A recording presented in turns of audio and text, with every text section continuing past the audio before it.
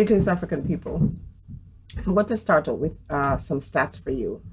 I am looking at 2015 and 2016. The beauty industry here in Canada spent 2.89, no, not spent, but received 2.89 billion Canadian dollars.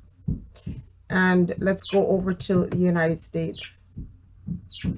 Actually, let's start with the UK. $17 billion, pounds, was spent on beauty and skincare. Now, there's a lot of persons that will tell you, well, I don't wear makeup. I don't wear wigs or false hair. I don't wear eyelashes. But you buy dye for your hair. You dye your hair. And if you don't dye your hair, you might be wearing a wrinkle cream if you're an older woman. Somehow, we all participate in this one way or the other. Some of us have sensitive skin, and so we use special products for it. Every woman at some point in her life have spent money in the beauty industry. Now, I also want to say that beauty for a man is like kryptonite. The strongest, most powerful man is very weak when he looks on the beauty of a woman. Every man defines the way he sees beauty, but nevertheless, every man is sort of impose their ideas or ideals of beauty upon women. I read somewhere that in the United States of America, with the stats that's produced, with the money that is made in the cosmetic industry, that 94% of that money spent is spent from Black people, which includes hair, makeup, skin products, stuff for their hair and so on. I don't know how truthful that is, because all women, whether they're little young girls to older women, we all participate. We all use beauty products.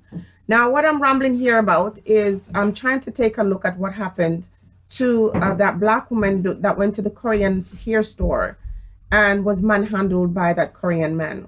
And I wanted to include it in my video, but I decided against it. So I'm going to provide you with a link. You can go there and watch it for yourself. So we all participate in trying to make ourselves look beautiful. And so in this video, I don't want to hear anybody come here and tell me about the topic that I'm talking about and try to disrespect Black women, because I'm not going to have it. Women are beautiful creatures in of themselves. But let's keep it real here today, because when we go out on the street, ain't nobody running up onto you and say to you, oh, you have such a beautiful spirit. Oh, your inside is so beautiful, because nobody knows your inside. You have to have an intimate, close relationship with people for them to see that inner beauty. What they see is the external. And as women, we learn from very early on that beauty, will get us favors. That beauty is what people desire in themselves and in other people. And so the cosmetic industry worldwide understand this. And I don't want to focus on whether she was buying or stealing eyelash. That was an accusation of the lady. She was not found with it. And even if she was, my point here today is the abuse that Black woman received at the hand of that Asian man is very problematic.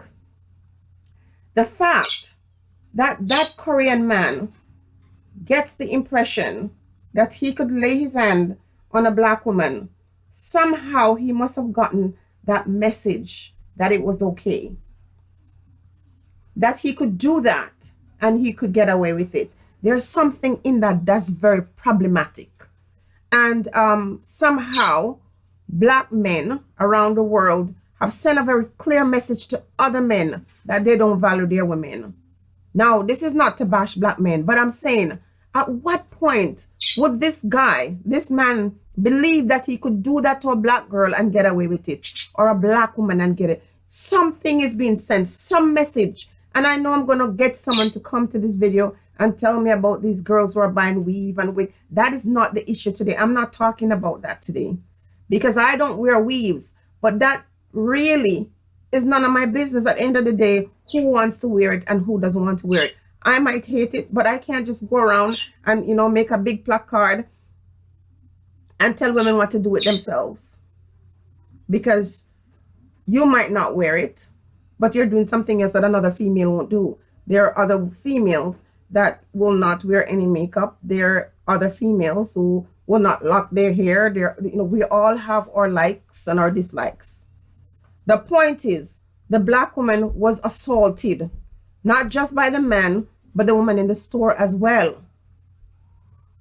And something told me that she was afraid to fight back. Something at that moment made me feel that that black woman probably felt if she fought back, even though she was innocent, that somehow she might have been the one ended up in jail. Now, thank goodness, after police saw the footage, that man is arrested. But that doesn't mean that anything is going to come of that. Now, what I really want to say here is that I wish these black organizations would just friggin' go away. Do you understand me? NAACP and Black Lives Matter and all these so-called black organization is a fraud, or they're fraudulent. Number one, Black Lives Matter has really nothing to do with black people's agenda. What they're promoting is really nothing to do with black people. And also their sponsorship does not come from black organization. They are a face card for promoting the interests of those who support them. And the NAACP remind me of clowns. You know, imagine inviting some clowns to a party to entertain the kids. And at the end of the day, it's like the kids are the ones who have to entertain the clown. It's like you being a person, go into a home to take care of the elderly. And when you get there, you're so useless, you get sick. And the elderly person end up taking care of you. The NAACP are a bunch of clowns who are hired to come out and kiss the butts of those who pay them to be clowns. Now the NAACP are asking for an apology. So that therein lies the problem. We as a people have sent a very strong message to the world that all we need is an apology. So if all you require is an apology, of course anybody can come do anything to you and then tell you that I'm sorry.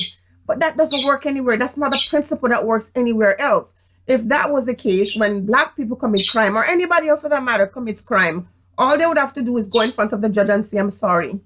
That doesn't work. Where does that come from? Where does that spirit come from? Where does that mindset come from? So you'll have individuals now say, if this man apologizes, he'll still be able to function in that space. Sorry. Now, this is a very good thing happening here. I got two birds, one male and one female. The female is showing off for the male. The male is standing on a ladder, looking over in the cage, and she's turning, flipping head over, trying to impress the guy. Even the bird has a need to impress the male, showing off her beauty and her actions to gain his attention. Isn't that something? Now, what I'm saying is, where did we get that thing? Or what is it about us as a people that give off the signal to send messages to other people? You can do anything you want to do with us, and all you've got to do is say, I'm sorry. So then if that's the case, then do anything. I'm sorry will appease the Negroes. How is it sufficient? Not only should this lady sue that little creep for what he did to her, but he should never be able to operate anywhere Black people recognize him. And I'm not going to go into the part, you know, because other persons have talked about it, having their own business and stuff. Even having that kind of conversation upsets me because it's a story that comes out anytime. Black people is not going to open no business, not going to open any bank, not going to open any schools, not going to do any such thing. Because what we want is not economic independence. What we want is friendship. This is why no matter what happens across the world, Black people always have to find somebody else outside of their race to come and represent them. They're always opening the doors and inviting other persons to come in and teach them. And when they get slapped and kicked and abused in any form, all that is required of them, the person who abused you, is to say, I'm sorry. It is pathetic. It's sick. It's so sick. It's so sick. And I don't know. A lot of Black men say, oh, well, you know, the Black women have turned away from us. They have betrayed us. They have joined with Ku Klux Klan. They have joined with the feminist organization. But somehow I'm still saying, if you're so angry with Black women, you're still breeding with Black women. You're still having children with Black women. You're still cohabitating with Black women. So you can't be that disgusted with the Black woman if you're still with her. And so many of these men who have gone on with other women, we just don't care. Go be with the other women you want to be with. I'm fine with it. And I'm sure most Black women are happy to be rid of you. Those of you who still, you know, support Black women and still say you love Black women, those of you, not the coons. And when I say coons, has nothing to do with race. If you can look at a woman who you come from that race and say negative things about her and say that she deserves to be killed because she treated you badly or she did this or that to you, something is wrong with you. That's another topic. It's a blessing when Black men say, I don't want you, I'd rather be with other women, because we don't need those kinds of Black men anyway. But the ones that say they love us and appreciate us, they're also doing something wrong, because if you weren't, a man would think twice about putting his hand on a Black woman. Somehow, that Korean man has the message that he can do that he could lay hand on a woman, and somehow he felt he was going to get the support of police officers, choking her, kicking her. You watch the video. I haven't seen all of it.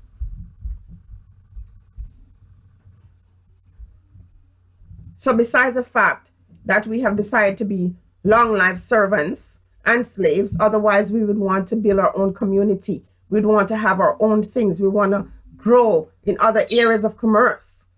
We enjoy being less than. We enjoy being everybody's beating stick. And now it has nothing to do with them, but more to do with us. There is no Black organization that is of any use to any Black people, as far as I can see. I think the ones who actually value the community and want to build the community, for the most part, they're dead. And those who are trying, they're not really getting the support from Black people. And so they're struggling. Because I do believe that there's still people who really want, but you just cannot reach out to Black people.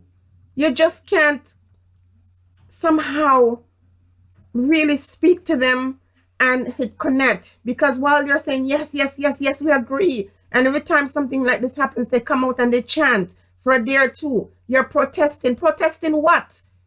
You're not doing anything. As soon as the dust settles, you go back in there and you're supporting these organizations. And 2 days, the so-called NAACP come out and demand an apology and go back to their cushy corners. These are the guys that are paid to come and keep Black people silent and quiet. So this woman is demoralized. And Black people who are supposed to come out and support her in full force and send a message, because when you look for the word apology, let me give you this word. Let me look it up here and give you the online definition for apology. It says a regretful acknowledgement of an offense or failure. So regret is not, when you have given an apology, it should be something that is so deeply felt, a regretful acknowledgement of an offense. And as far as I'm concerned, the only apology that I could accept is one that changes your life and makes mine better. So the Korean man coming out to apologize should not be words. He should lose that business. He should never be able to operate in any more Black community. And I, as a result of that apology, must see some huge cash, some financial flow. You regret it for the rest of your life. You regret that thing. If apology is not a regret that changes the course of your life, then I don't want it. So all this protest and hoopla that I hear regarding this situation is just like one of the other dirt stuff that is going to get thrown under the rug and stay there and ferment until another situation pops up. Whether she went in there to buy lashes or steal lashes is irrelevant at this point.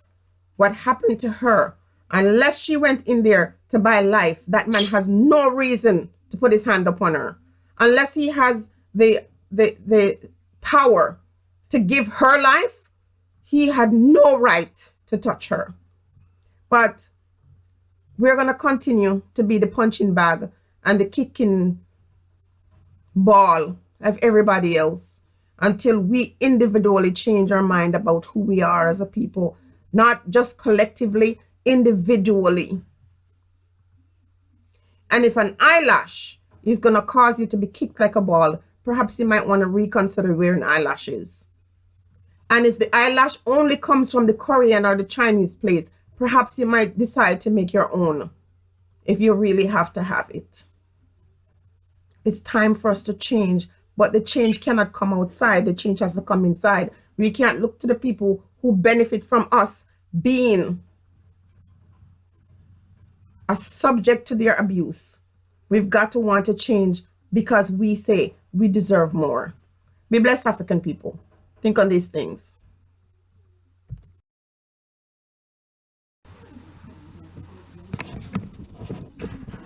Here is my female bird, the one that was just showing off for her little guy friend over here. And here is, liking that attention. He goes to the very top of his cage and looks over so he can see a show. Right now, she's not doing that. I wish you could have seen. But even the birds will do things. See, there she is trying to get the attention of the girl. Even the birds will show off for each other. And the guys enjoy it, and the girls will do what they have to do to get that attention because it feels nice.